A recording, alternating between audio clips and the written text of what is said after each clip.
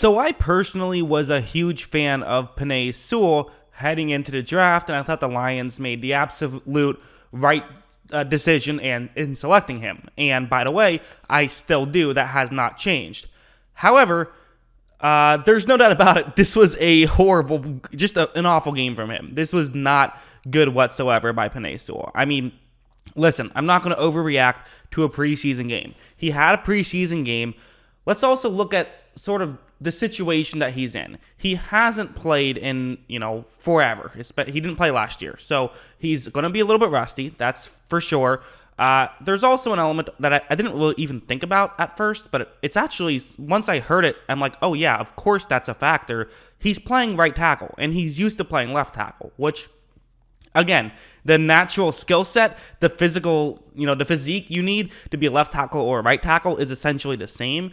But you are now all of a sudden using different hands to do stuff. And I mean, honestly, once we get into the film study, you'll see the hand placement was a real issue with Sewell. So that's interesting to me as well. So there's those couple things that lead me to kind of say, let's not freak out just yet. There's still some hope for Sewell. And even saying there's some hope seems ridiculous because, again, generational prospect, right? Although the fact that everyone agreed he's a generational prospect, it would just be so Detroit Lions for him to be a bust, right? But let's just talk about what went wrong and then maybe, what he can do to fix it. It wasn't all bad. In fact, let's even start off with a positive play. So we'll start off with this play. This is one of the earlier plays of the game. It's going to be a run blocking play, and it's going to be a double team. And, Sewell's run blocking, I feel like, has been very good. I do feel like you give him a situation like this, it's gone pretty well so far through the first couple preseason games. So that's the hope. I mean, you don't want to panic too much, but it does give you a little bit of a hope of, okay, worst case scenario, he's going to be in a really good guard. So he has that capability. Although, again, let's not panic just yet over maybe one bad preseason game, because even his last preseason game wasn't bad.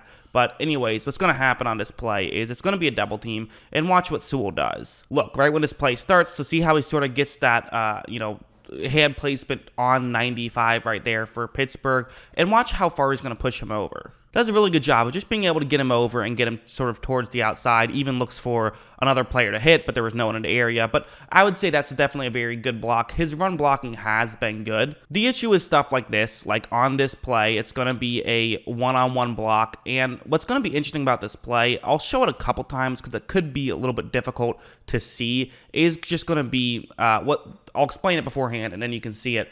Sewell's right arm is going to try and get onto sort of the shoulder area of the defender he's going up against, but it's just going to slip off of him. Watch how he goes for that shoulder pad and just kind of slips, which allows him to then get pushed backwards because the opposing defender then had the hand placement he wanted, and Sewell didn't have his hand anywhere on him. So that's what happened. His hand just slipped. It looked really ugly. It was just a small mistake. So that's, again, not a great play. It isn't. You got knocked on your ass. That's never good, no matter the situation. But it wasn't horrible, I don't think. You had something like this, where what's going to happen on this play is it's just a straight-up pass blocking play. You have an edge rusher going up against him one-on-one. So, again, straight up, very simple play. The guy he's going up here is Melvin Ingram, who looks like Bud Dupree to me. I don't know, the way that they play and, I think it's the dreadlocks, just makes it seem like, I'm like, oh, Bud Dupree's there. It's not Bud Dupree. It's Melvin Ingram, who looked good, by the way. But watch what he's going to do. Ingram sort of fakes as though he's going to the right a little bit, then gets to the outside. So now Sewell's in a bit of trouble. And you could I would say you could spin this play two different ways depending on what you want to do with it if you're a Lions fan. You could say, this isn't great.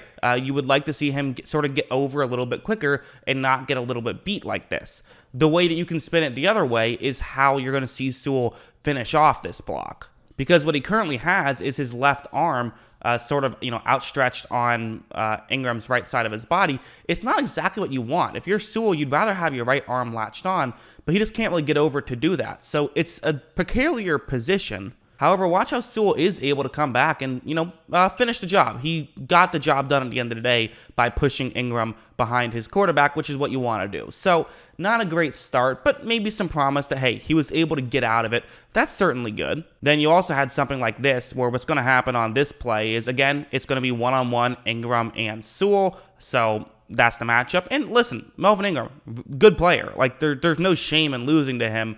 Although, again, you were drafted as high as you were to be able to beat him. That's just the reality of the situation, not to consistently lose to him like he was doing out there. Like, look, right when this play starts, you see Ingram, he kind of does the opposite a little bit, goes to the outside. Now he's going to get his right arm and get it onto Sewell's left shoulder pad area where he can sort of push off. And again, the hand placement has looked a little rough for Sewell so far through 2 preseason games. I'll say that. He needs to work on that a little bit, which is something that you can get better at as you grow. And as you see, Ingram shoves him aside. Again, didn't end up mattering there. The ball was thrown quickly, but if it wasn't, that could have been trouble for Detroit. So kind of a little lucky there by Sewell. There was also this play where what's going to happen on this one is it's just a running play. It's a who cares play basically for Detroit. It's a 3rd down and 25. You have Sewell he's going to go up to block a linebacker 55 right there. But, for the Lions, you want to pick up some yards, right? Make it an easier punt, if nothing else. Obviously, you would like Sewell to make his block here. That goes without saying. And watch how, right when this play starts, so Sewell is going to move up a little bit.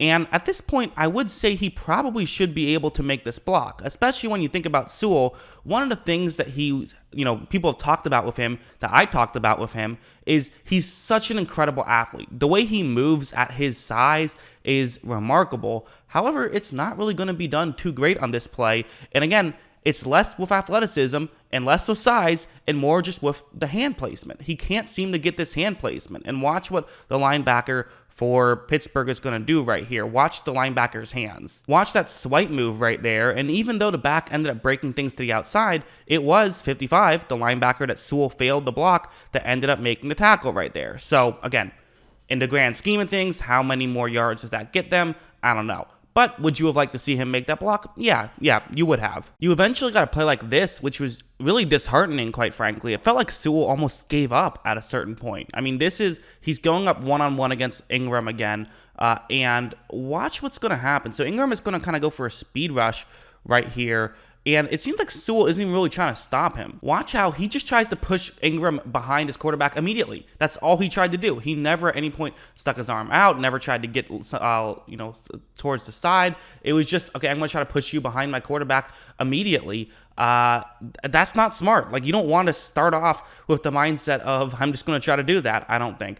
You can't do that in the NFL. Maybe in college you could, not in the NFL. So yeah, that was his game. Listen, it's not like, I didn't show every block in there. Obviously, he had some blocks where he was able to stop Melvin Ingram. But the reality is, he gave up, he got beat more often than he didn't, which as an offensive lineman, you want to be winning 98% of the time. So it was a bad performance. There's no getting around that. How big of a deal is it? Well, that's where we can debate and argue over. Is it a big deal?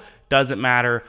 My personal stance is, I don't love it, right? I feel a little bit worse about him now than I did a couple weeks ago when I thought that he would be awesome. If he was looking great in the preseason, I'd be saying he's looking great. So it's a bit concerning, I guess. It's not something I'm going to freak out over. I still say it's like, okay, if we had to draft now, who would I have as my number 1 offensive lineman? I still go Sewell, but it's just a little concerning is all. Hopefully he can, fix this stuff before the season starts. So yeah, that's what I think. What do you guys think? Let me know in the comments below. Always love hearing from you. And of course, as always, thanks for watching.